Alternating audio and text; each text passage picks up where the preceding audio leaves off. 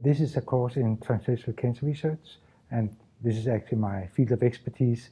So I'm here to teach these talented young PhD students how to perform translational cancer research with a view to the clinical problems in oncology.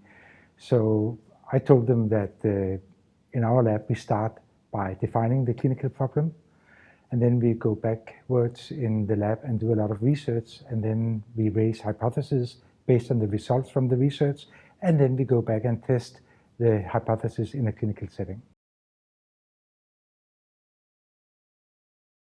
I think the mentor role was different at that time. You were kind of on your own often.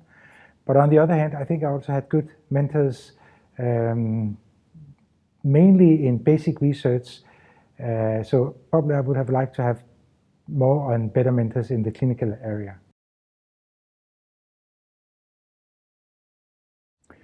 I think this is a way to do it and to generate some discussions among the PhD students, to have them to realize that if they want to have success with what they're doing in the future, and for me, success is for a cancer researcher that you change daily clinical routine work with cancer patients to the benefit of the patients, then they need to understand how you promote your research into a clinical setting. I think there are different reasons. First of all, that you have gathered an international, highly ranked faculty to teach the students.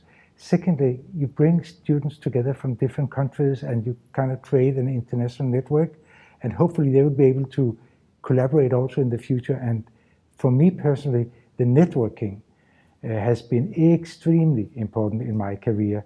So having people around that you know and they trust you, you trust them, and so on.